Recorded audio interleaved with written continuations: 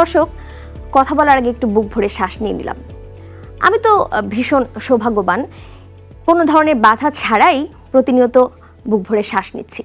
তবে এই সহজ কাজটা যিনি সহজভাবে করতে পারছেন না, তার কষ্টটা একবার ভেবে দেখেছেন? আমাদের একজন সম্মানিত রোগী জনাব মাহমুদ দীর্ঘদিন ধরে নাকের হাড় বাঁকা, নাকের মাংস বৃদ্ধি এবং অ্যালার্জিজনিত সমস্যার জন্য নাক দিয়ে ঠিকভাবে শ্বাস নিতে পারতেন না। শীতের সময় এই সমস্যাগুলো আরও বেড়ে যেত, তবে তিনি রোগকে অবহেলা করেননি।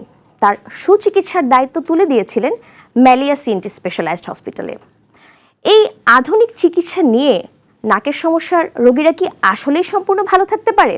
নিশ্চয়ই জানতে ইচ্ছে করছে। দর্শক, আজকে জানবো। আমন্ত্রণ জানাচ্ছি জিটিভি আয়োজিত ম্যালিয়া CNT specialised hospital limited presents let's talk with doctor Basudeb health শোতে। সাথে আছি আমি ডক্টর মারজান।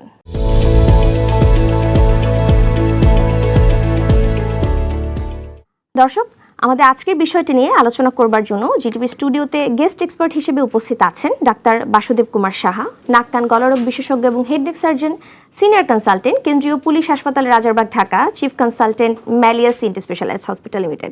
স্যার, আপনাকে অনেক অনেক স্বাগত আজকে আমাদের জিটিভি স্টুডিওতে। কেমন আছেন? অনেক ভালো আছি। তুমি শুরুতে যেটি বলছিলে যে কথা বলার আগে একটু শ্বাস গ্রহণ করে নিলাম, ভালো লাগলো। তুমি শ্বাস ঠিক মতো নিতে পারছো তাহলে, তাই তো? আমি তো নিতে পারছি স্যার, এবং এটা আসলে প্রতিনিয়ত আমরা কতবার নিচ্ছি আমাদের নিজেরও কিন্তু হিসেব নেই। একদম হিসেব নেই। এবং প্রিয় দর্শক, আমাদের সাথে বিশেষ অতিথি হিসেবে যিনি আছেন তিনি অত্যন্ত পরিচিত মুখ, আমাদের সবার অনেক প্রিয় মিষ্টি অভিনেত্রী ঐন্দ্রিলা আহমেদ। ঐন্দ্রিলা আপু, আপনাকে অনেক অনেক স্বাগত জিটিভির স্টুডিওতে। কেমন আছেন? ভালো আছি আলহামদুলিল্লাহ, আপনি কেমন আছেন? আমি ভালো আছি আপু, এবং আপনাকে ঠিক যেমন দেখেছি আপনি কিন্তু তেমনই আছেন। আপনার মিষ্টত্ব মনে হয় দিন দিন আরো বেড়ে চলছে। থ্যাংক ইউ সো একদম ঠিক বলেছে আমার হোস্ট। Thank you. স্যার, যেমনটা আমি বলছিলাম যে আসলে এই যে নাকের সমস্যা থাকলে একজন মানুষের কিন্তু নাক দিয়ে শ্বাস নিতে খুব সমস্যা হয়।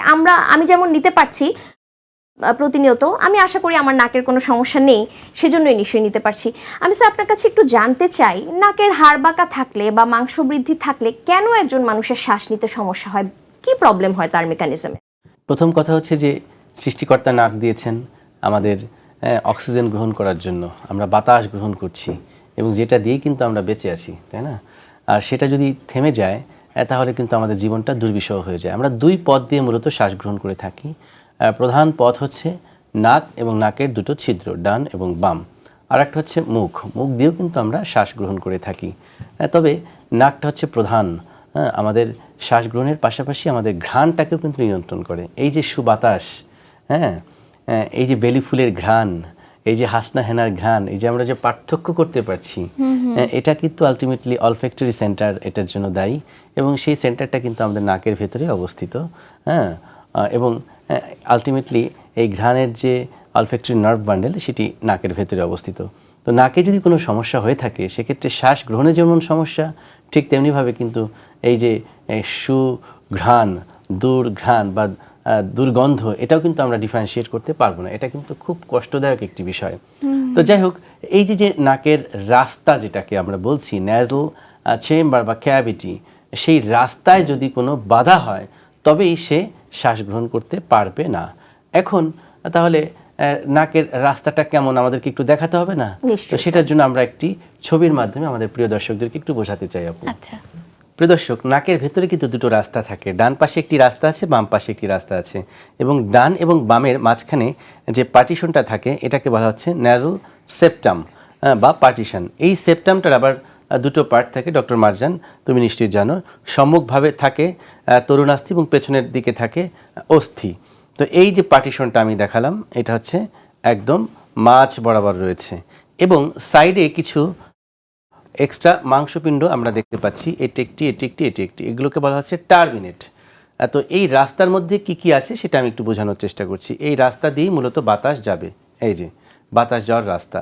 তো আমরা প্রথম চিত্রে দেখতে পাচ্ছি নাকের যে পার্টিশন এটা সোজা। আমরা দ্বিতীয় যে চিত্রটা দেখতে পাচ্ছি, ঐন্দ্রিলা আপু আপনি নিশ্চয়ই খেয়াল করছেন, এটি কিন্তু বাঁকা, অর্থাৎ এই পার্টিশনটা ডান দিকে বাঁকা। বাঁকার পাশাপাশি আবার আরেকটা জিনিস এখানে একটু খেয়াল করুন, এই যে টার্মিনেটগুলো নর্মালি এরকম থাকার কথা, এই পাশের টার্মিনেটটা কিন্তু একটু বেশি মোটা, খেয়াল করা যাচ্ছে? মোটা হওয়ার সাথে সাথে এই রাস্তাটা কিন্তু চিকন হয়ে গেল। অর্থাৎ নাকের পার্টিশন যদি কোনো কারণে বাঁকা হয় এবং টার্বিনেট ফুলে যায়, তাহলে কিন্তু রাস্তাটা আটকে গেল। আর রাস্তা আটকে গেলে কীভাবে বাতাস যাবে, ঠিক মতন যেতে পারবে না। এর বাইরেও কিন্তু পলিপের কারণেও নাকের রাস্তা আটকে যেতে পারে। এখন অনেকেই এই মাংস ফোলাটাকে কিন্তু পলিপের কথা চিন্তা করে থাকে, কিন্তু এটা কোনো পলিপ নয়, এটি বলা হয় হাইপারট্রফি টার্বিনেট। আমরা এখানে দেখিয়েছি ডান দিকে নাকের হাড়টা বাঁকা, ঠিক একইভাবে বাম পাশেও কিন্তু বাঁকা হতে পারে। আমরা পরবর্তী চিত্রে একটু দেখছি, তাহলে খেয়াল করুন এই বাঁকাটা দুদিকেই ঘটতে পারে। আমরা এই পিকচারে দেখতে পাচ্ছি ডান দিকে বাঁকা, আবার এই পিকচারে দেখতে পাচ্ছি এটা কিন্তু বাম দিকে বাঁকা। খেয়াল করেছেন আপু? জি জি। হ্যাঁ, তো আপনি দেখুন এই পথ দিয়ে কীভাবে বাতাস যাবে, এই হাড়টা এমনভাবে বেঁকে আছে, মাংসের সাথে লেগে গিয়েছে, তাহলে এই রাস্তা আটকে গেল। আবার এই পাশে কিন্তু এদিকে রাস্তাটা আটকে গেল। আবার এমনও কিছু রোগী পাই যে তার দুই দিকেই পার্টিশনটা বাঁকা আছে, এস শেপড। কিভাবে ডানেও আছে বাঁকিও, ও আচ্ছা এস এর মতো, এস শেপ। হ্যাঁ, যেমন এদিকে কিন্তু আমরা যদি খেয়াল করি এটার কিন্তু দুই দিকে বাঁকা, খেয়াল করেছেন? জি জি। তো এদিকে আসলাম, এখানে এসে এখানে টাচ করে গিয়েছে, আবার এখানে টাচ করে গিয়েছে, সে কিন্তু দুই দিকেই কার্ভ নিয়ে নিয়েছে, যে কারণে রাস্তাটা আটকে গেল। তাহলে তো অনেক কষ্ট হবে নিঃশ্বাস নিতে। অনেক কষ্ট হবে। তো সেই কষ্টটাই কিন্তু আমরা সমাধান খুঁজবো আজকের আয়োজন থেকে। ডক্টর, আমি তো দেখলাম যে হাড় বাঁকা, কিন্তু বাঁকা হলে কি কি সমস্যা হতে পারে? অনেক সমস্যা, এবং এই সমস্যাটা কিন্তু শীতের সময় বেড়ে যায়। এর কারণটা হচ্ছে কি, এই যে নাক দিয়ে তো আমরা শ্বাস গ্রহণ করব। প্রথম কথা হচ্ছে যে যাদের এরকম নাকের পার্টিশনটা বাঁকা থাকে এবং মাংস ফুলে যায় এবং অ্যালার্জিক প্রবলেম, তিনটি প্রবলেম যখন একসাথে হয় তখন তার যন্ত্রণার শেষ থাকে না। প্রথম কথা হচ্ছে যে সে নাকটা বন্ধ হয়ে যায়, বিশেষ করে রাত্রেবেলা তার ঘুমাতে মারাত্মক কষ্ট হয়। কারণটা কি, দিনের বেলায় তো আমরা মুখ দিয়ে কথা বলছি, মুখ ওপেন থাকছে, শ্বাস যাচ্ছে, আমরা অতটা কষ্ট পাই না। কিন্তু রাত্রেবেলা তো বাই ডিফল্ট বাই ন্যাচারালি আমাদের মুখটা বন্ধ হবে, তখন তো একমাত্র অবলম্বন নাক। আর সেই সময়টাতে আপনার নাক যখন বন্ধ থাকবে, আপনি শ্বাস গ্রহণ করতে পারবেন, আপনার ঘুমাতে ভীষণ কষ্ট হবে। এরপর কি হবে, নাক দিয়ে আপনার সর্দি ঝরবে, পানি ঝরবে, কারণ যখন ন্যাজাল অবস্ট্রাকশন হয়ে যাবে আলটিমেটলি তখন আপনার রেসপিরেশন ঠিক মতন হবে না, অ্যালার্জেনগুলো ট্রিগারিং ফ্যাক্টর হিসেবে কাজ করবে, আপনার নাক দিয়ে তখন পানি ঝরবে, যেটাকে আমরা বলছি রাইনোরিয়া। আর নাক দিয়ে যদি পানি ঝরে, আপনি কোনো সামাজিক কর্মকাণ্ডে অংশগ্রহণ করতে পারবেন না। আপনার যদি কোনো শো থাকে, আপনার শো চালাতেই কিন্তু কষ্ট হবে, বারবার আপনার নাক টানতে হবে, এবং কফ তৈরি হবে, সেটা আপনি ফেলবেনই বা কোথায় ওই সময়টাতে, তাই না? এটা কিন্তু খুবই ডিস্টার্বিং। এরপর আপনার হাঁচি হবে, তো স্নেজিং যেটাকে আমরা বলছি, অর্থাৎ তীব্র মাত্রার হাঁচি হবে যখন এই কোল্ডের মধ্যে কিন্তু এই ট্রিগারিং ফ্যাক্টরগুলো অনেক বেশি এফেক্ট করে আমাদেরকে, তার মানে হাসি হচ্ছে। এরপর আলটিমেটলি আমাদের যে নাকের প্যাসেজ যখন বন্ধ হয়ে যাবে তখন সাইনাস ব্লক হবে, সাইনাস ব্লক হয়ে ওখানে সিক্রেশনস জমে সাইনোসাইটিস যদি ডেভেলপ হয়ে যায় তখন আলটিমেটলি আমাদের মাথাটা ভার হয়ে যাবে, কেমন মনে হবে যে মাথার মধ্যে ওজন তৈরি হয়েছে। এরপর মাথাটা ব্যথাও করবে, অনেক ক্ষেত্রে ভয়েসের একটি পরিবর্তন হয়ে যাবে, কারণ আপনার নাকটা যদি ক্লিয়ার না থাকে দেখবেন যে আপনার কণ্ঠ স্বরটা কিন্তু চেঞ্জ হয়ে গিয়েছে, আপনার ন্যাজাল টোন আসবে, মনে হবে যে আপনার ঠান্ডা লেগে গিয়েছে। তো এভাবে করে কিন্তু আপনার নর্মাল লাইফস্টাইলে আপনি হ্যাম্পার হবে এবং আপনি একটি দুর্বিষহ জীবনের মধ্যে চলে যাবেন। রোগীরা আমাদের কাছে এসে বলে, স্যার আমি আর পারছি না, এই যে দেখুন এত এত নাকের ড্রপ, এত এত নাকের স্প্রে, আমার কোনো কিছুতে এখন আর কোনো কাজ হচ্ছে না। শীতের সময়টাতে এই সমস্যাটা বেশি প্রকট আকার ধারণ করে। আচ্ছা আচ্ছা, তাহলে অনেকগুলোই প্রবলেম শুনলাম, বাট আমার একটা মনে হচ্ছে কমন হতে পারে, আপনার এটার সাথে মিলছে নাকি জানি না, আপনি ডক্টর ভালো বলতে পারবেন। আমার যেটা হয় যে আমার মানে সকালে উঠে আমার মাটিতে পা দিলে হাঁচি আসে, মাটিতে পা দেওয়ার সাথে মানে হ্যাঁ, বা আমি ধরেন হাত মুখ ধুলাম, এরপর আমার হাঁচিটা শুরু হয়ে যায়। এটা ছোট থেকে, এটা আমার মারও একটু পানির সমস্যা আছে, পানি কাটলে আমার আছে, বাচ্চার আছে। আচ্ছা আচ্ছা, তার মানে পানির সমস্যা না, এখানে কোল্ড হচ্ছে মূলত ফ্যাক্টর। তো যদি আপনি ঠান্ডা কোনো সাবস্টেন্সের সংস্পর্শে যান, যেমন আপনি যখন পানি ধরছেন কোল্ড, সেটা আপনার শরীরে একটা হাইপার সেন্সিটিভিটি রিয়াকশন করবে, টাইপ 1 হাইপার সেন্সিটিভিটি রিয়াকশন। এটার ফলে কি হয়, আমাদের যে এই রিয়াকশানটার ফলে আমাদের শরীরে কিছু সেল আছে যেটার নাম হচ্ছে মাস্ট সেল। তো সেই মাস্ট সেল থেকে এক ধরনের কেমিক্যাল নিশ্চিত হবে যেটার নাম হচ্ছে হিস্টামিন, এবং সেটা নিশ্চিত হওয়ার সাথে সাথেই এই টার্বিনেটগুলোকে ফুলিয়ে দিবে, এবং ওখান থেকে যে রসটা বের হবে সেটা আলটিমেটলি স্নিজিং বা এই যে রস যে ঝরে সেটা হিসেবে বের হবে।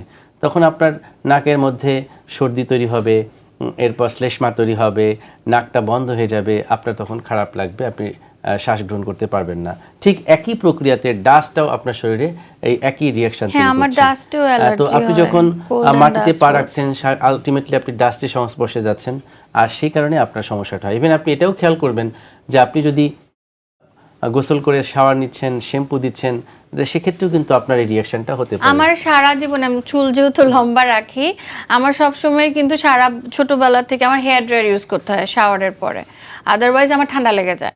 আর এই শীতের সময় আসলেই, এখন তো শীতকাল, আমার শীতের সময় আসলেই আমার যদি একটু পানি ধরি, একটু কাপড় ধুই বা মানে সব কাপড় তো ওয়াশিং মেশিনে দেওয়া যায় না, ধরেন স্পেশাল কিছু থাকে, আমি এটা হাতে ধুলাম, আমি দোয়া পড়তে থাকি যে আমার জন্য গলা না বসে যায়, আমার হাঁচি হয়ে যাবে বা গলা বসে যাবে। তাহলে খেয়াল করুন, আমি যে কথাগুলো বললাম প্রত্যেকটি ঘটনা কিন্তু আপনার সাথে মিলে গিয়েছে।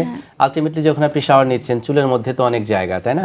এই পানিটা যখন বসে যাচ্ছে, আলটিমেটলি সেটা যদি আপনি না শুকান, তখন কিন্তু সেটা আপনার শরীরে রিয়াকশন করছে। আর যে কারণে আমরা বলি কুসুম গরম পানি ব্যবহার করার জন্য। আপনি যদি শাওয়ার নেন, অবশ্যই কুসুম গরম পানিতে যদি শাওয়ারটা নেন, এবং শাওয়ার নেওয়ার সাথে সাথেই কিন্তু আপনাকে হেয়ার ড্রায়ার দিয়ে এটাকে শুকিয়ে নিতে হবে। আর চুল ভেজা থাকলে দেখবেন যে আপনার এটাকে পেয়ে বসবে এবং আপনার সমস্যাটা দেখা দেবে।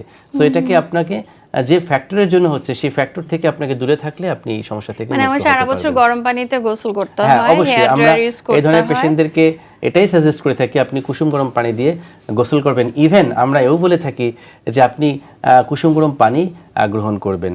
অনেকে ফ্রিজের খাবার পছন্দ করে থাকেন, আমরা তখন তাদেরকে নিষেধ করি যে আপনি ফ্রিজের খাবারটাকে খাবেন না, কারণ ফ্রিজের খাবারের মধ্যেও কিন্তু কোল্ড থাকে।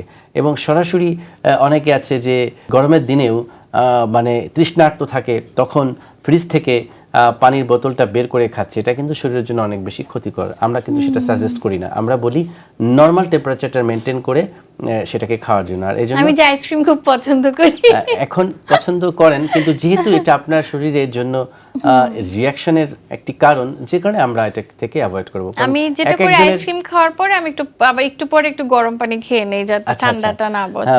তাহলে কি হবে? হয়, মানে আমার ক্ষেত্রে মনে হয় এটা যে কোল্ড তো একটা অ্যালার্জেন, তো এটার এগেইনস্টে যদি আপনার ইমিউনিটিটাকে আমরা বুস্ট আপ করতে পারি, তাহলে কিন্তু অনেক ক্ষেত্রে এটা আপনি সীমিত পরিসরে আহার করতে পারেন বা গ্রহণ করতে পারেন। এবং এটা বিল্ড আপ করার জন্য কিন্তু এখন বাজারে ভ্যাকসিন এসেছে, ট্রিটমেন্ট এসেছে, এবং সেটার জন্যই কিন্তু আমাদের আজকের এই আয়োজন, যাতে এই তথ্যগুলো আমরা দিতে পারি। অনেকেই ফ্রিকুয়েন্টলি আসলে আক্রান্ত হয় শীতের সময়গুলোতে, কিন্তু অনেকে জানে না যে সিজনাল যে ফ্লু ভাইরাসের, এটাও কিন্তু অ্যালার্জেন হিসেবে আমাদের শরীরে কাজ করে। ফ্লু ভাইরাসের অ্যাটাক থেকেও কিন্তু আমরা চাইলে নিজেদেরকে রক্ষা করতে পারি যদি আমরা একটা ভ্যাকসিন নিয়ে থাকি। স্যার, আপনি তো অঞ্জুলাপকে খুব সুন্দর সুন্দর টিপস দিয়েছেন তার অ্যালার্জি সমস্যার জন্য। আপনার কাছে স্যার আমি একটু জানতে চাই, নাকের হাড় বাঁকা থাকলেই কি আসলে সার্জারির প্রয়োজন পড়ে? ঠিক কখন গেলে আমরা বুঝবো যে এটি আসলে এখন আর ওষুধে ভালো হওয়া সম্ভব না, অপারেশনের প্রয়োজন? এটার একটা পার্সেন্টেজ আছে যে আপনার নাকের হাড় যদি বাঁকাটা এমন পর্যায়ে যায় যে আপনার শ্বাস গ্রহণে বাধাগ্রস্ত হচ্ছে, সেক্ষেত্রেই শুধুমাত্র তাদের আমরা সার্জারি করি। এরকম আমরা বহু পেশেন্ট পাই যে আমরা যখন অ্যান্টেরিয়র রাইনোস্কোপি করি বা পরীক্ষা করে দেখি যে তার নাকের পার্টিশনটা বাঁকা, কিন্তু আমরা তাকে বলে জিজ্ঞেস করি আপনার কি শ্বাস নিতে কোনো কষ্ট হয়? বলে না, কষ্ট হয় না। কেন কষ্ট হয় না? কারণ বাঁকাটা এমন একটি জায়গা আছে যে পথটা আটকায় না। অর্থাৎ আমাদের যে বাতাসের ফ্লোটা নর্মালি লোয়ার সারফেস দিয়ে যাবে, আমরা যদি বাতাসের রেটাকে কল্পনা করি এভাবে বাতাসটা ফ্লোটা, তো সেই ক্ষেত্রে যদি হাড় বাঁকাটা নিচের দিকে বেশি থাকে, সেক্ষেত্রে তার বাধাটা বেশি হচ্ছে, হ্যাঁ বাধাটা হবে তখন। আর যদি বাঁকাটা একটু উপরের দিকে যায়, সেক্ষেত্রে কিন্তু ওই রোগীর খুব বেশি সিমটম থাকে না। এটা আমরা খেয়াল করে থাকি। অর্থাৎ ডিপেন্ডস করছে যে বাঁকাটা কোন দিকে কোন ভাগে আছে সেটার উপর নির্ভর করে। অর্থাৎ হাড় বাঁকা থাকলে সবারই যে নাক বন্ধ থাকবে বিষয়টা তা না। আর সিমটম ফ্রি যদি কেউ থাকে, যে তার কোনো সমস্যা নেই, সেক্ষেত্রে তার কোনো অপারেশন করার কোনো প্রয়োজন নেই। ডক্টর, হাড় বাঁকার সমস্যা যাদের আছে, হ্যাঁ, তাদের এই সমস্যা থেকে মানে পরিত্রাণ পাওয়ার বা সমস্যার সমাধানের কোনো উপায় আছে? আদৌ কি তাদের মুক্তি মেলা সম্ভব? অবশ্যই মুক্তি মেলা সম্ভব। এবং মুক্তির জন্যই তো আমরা যারা ইএনটি স্পেশালিস্ট হিসেবে কাজ করছি, আমরা তাদের সেবাই কিন্তু নিয়োজিত রেখেছি নিজেদেরকে। তো আমাদের একজন সম্মানিত পেশেন্টের একটি বাস্তব চিত্র আমি এই মুহূর্তে দেখানোর চেষ্টা করছি। আপনি শুনে খুশি হবেন যে আমার পেশেন্টগুলোর আমি আর্কাইভ রাখি, তাদের আসলে সমস্যাটা যখন তৈরি হয় তাদের কি অবস্থা সেটার আর্কাইভ রাখি, এবং চিকিৎসার পর তিনি কেমন আছেন সেটাকেও আমরা জানবার চেষ্টা করে থাকি এবং সেটা জানার জন্য কখনো কখনো আমি তাদের বাড়িতেও চলে যাই। হ্যাঁ, এটা নিয়ে রয়েছে আমার একটি special segment patients follow up in house. গত বছর আমরা গিয়েছিলাম ঠিক এই শীতের সময়টাতেই যশোরের যশ খেজুরের রস খেতে। আমাদের একজন সম্মানিত পেশেন্ট যার নাম হচ্ছে মাহমুদ, তার বাড়ি যশোর, আমাকে আমন্ত্রণ জানিয়েছিলেন তার যশোরের রস খাওয়ার জন্য এবং রস খেতে খেতে আমি তার ফলো আপটা করেছিলাম। এই মুহূর্তে আমি সেই ডকুমেন্টারিটাই আপনাদের সঙ্গে শেয়ার করছি, দেখতে থাকুন।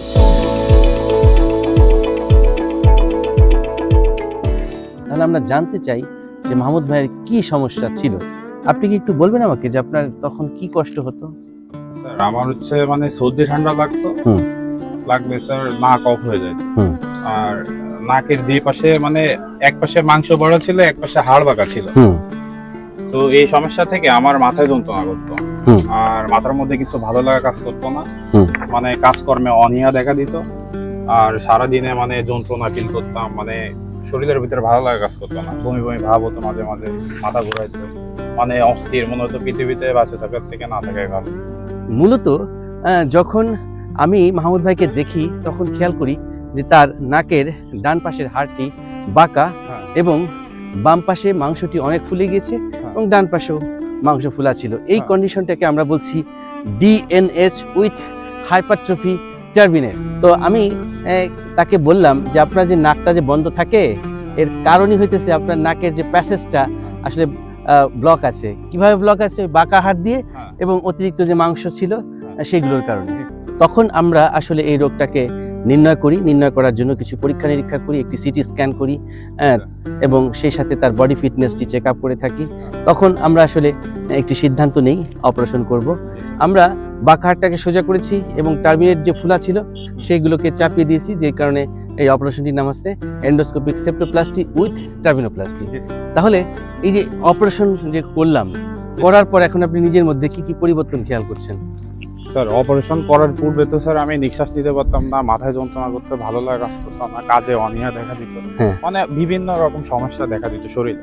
আচ্ছা আচ্ছা স্যার অপারেশন করার পরে মানে যে স্যার ফ্রেশ যে নিঃশ্বাসটা, মানে আমি মনে হয় যে কত বছর জানি ফ্রেশ নিঃশ্বাসটা নিতে পারি। আচ্ছা আচ্ছা স্যার অপারেশন করার পর থেকে স্যার এখন যে আমি কি সুন্দরভাবে যে নিঃশ্বাসটা নিতে পারি, আমার কোনো সমস্যা হয় না নাকে এখন। আচ্ছা আচ্ছা আচ্ছা মানে খুবই ভালো লাগা কাজ করে স্যার। এটাই কিন্তু আমরা চেয়েছিলাম।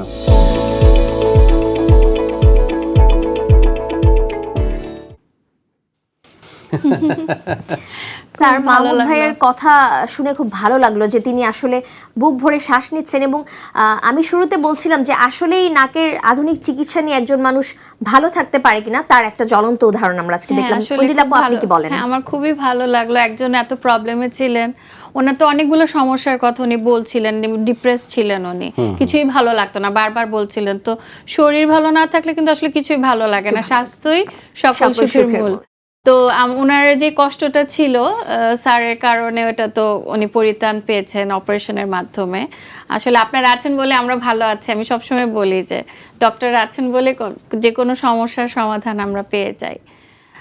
থ্যাংক ইউ সো মাচ, আমি অনেক কিছু জানতে পারলাম। Thank you very much. Anjali আপু, আপনি বহু গুণে গুণান্বিত একজন মানুষ এবং আপনার নিজের পরিচয় আপনি উজ্জ্বল, তবে তার বাইরেও কিন্তু আপনার একটা বড় পরিচয় আছে। আপনি আমাদের সবার প্রিয় মহানায়ক বুলবুল আহমেদের সুযোগ্য কন্যা। আপনার কাছে একটু জানতে চাই, আপনার ব্যক্তিগত জীবনে আপনার বাবার আসলে ইন্সপিরেশনটা কতটুকু? আমার বাবার পুরোটা ইন্সপিরেশনে আমি আজকে পর্যন্ত আসছি। আমার আব্বু তো এত বড় একজন অভিনেতা ছিলেন, জ্ঞান হওয়ার পর থেকেই সব স্টুডিও আর শুটিংয়েই আমাদের ছোটবেলা কেটেছে। এফডিসি, বিটিভি এইসব প্রাঙ্গণেই বড় হয়েছি খেলতে খেলতে, আর 1.5 বছর বয়স থেকে ক্যামেরার সামনে।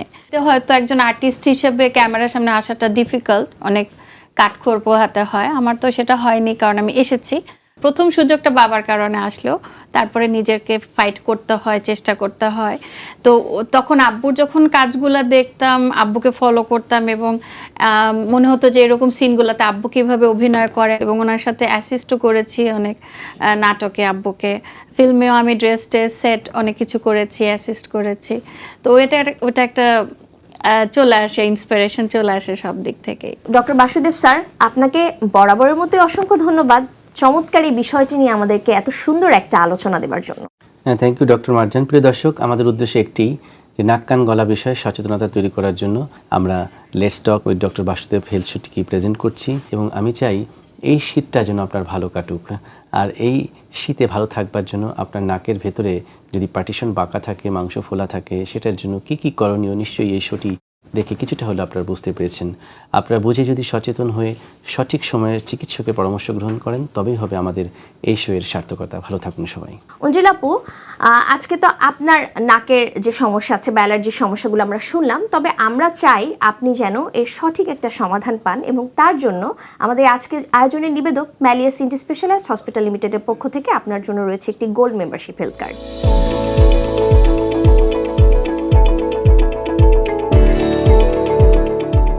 দর্শক, বিজ্ঞান এবং প্রযুক্তির কল্যাণে চিকিৎসা ব্যবস্থা এত আধুনিক হবার পরেও কেন আমরা রোগকে অবহেলা করব? আসুন না নিজের ব্যাপারে একটু সচেতন হই এবং বিশেষজ্ঞ চিকিৎসকের পরামর্শ নিই। আপনাদের নাক কান গলার যে কোনো সমস্যা জানিয়ে আমাদেরকে চিঠি লিখতে পারেন ম্যালিয়াস ইন্টি স্পেশালাইজড হসপিটাল লিমিটেড, 24/1 শান টাওয়ার, শান্তিনগর, ঢাকা, অথবা ডায়াল করুন 014099777862 এই নম্বরে। প্রিয় দর্শক, আগামীতে আরও কোনো গুরুত্বপূর্ণ বিষয় নিয়ে আপনাদের সাথে আলোচনার জন্য চলে আসবো। ততদিন পর্যন্ত সবাই ভালো থাকুন, সুস্থ থাকুন, জিটিভির সঙ্গেই থাকুন।